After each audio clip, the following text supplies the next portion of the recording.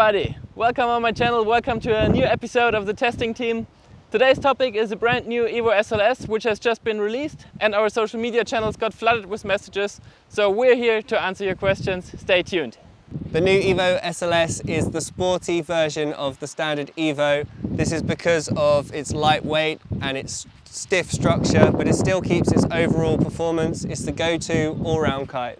Flying characteristics is what makes this kite special to me. Just the feeling in the bar, knowing where my kite is all the time, and the way it sits in the wind window.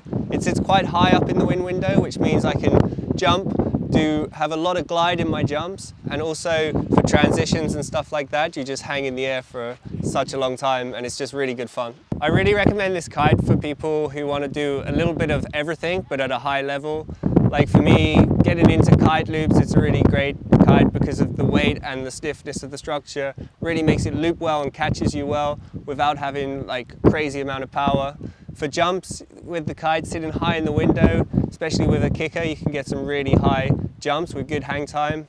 And even for a bit of freestyle, unhooking and doing a few unhooked tricks, it's really not too bad at all.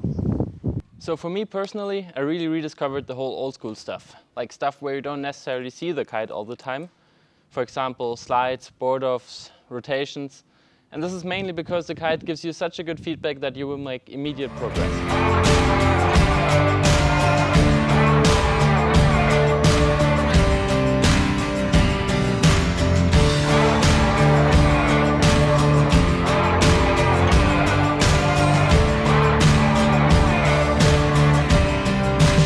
And that's where the EVO SLS comes into play, because the EVO SLS just gives you the perfect feedback and you always know where the kite is. And even if you do like a small mistake, it's always possible to catch the kite and bring it back in position, so you have still a good chance to land the trick.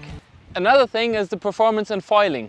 It's really crazy what the weight difference makes in the end, especially in light wind conditions. For example, with a 10-meter EVO SLS, it's definitely possible to foil in, let's say, 6 to 8 knots. It won't be the super powerful foiling as you know it from a 13-meter juice, but it's still easily possible. So the EVO SLS is definitely capable of turning a beach day into a proper day of foiling.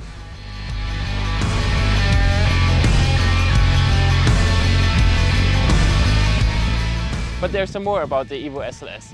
For example, we highly recommend to fly the sizes 11 and 12 on the 24-meter lines, and the sizes 10 and smaller on the 22-meter lines. This has a big impact on the handling.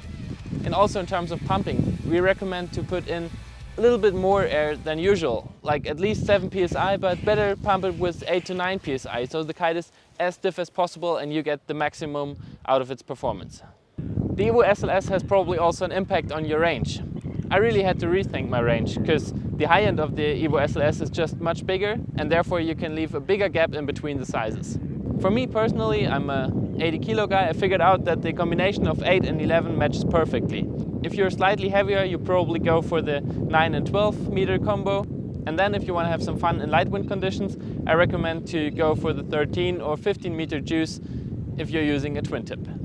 Alright everybody, that's it for today's video. If you liked the video, give it a thumbs up. If you haven't done so, subscribe to the channel. And there are a couple of more videos coming, so stay tuned, see you in the water, have a good time.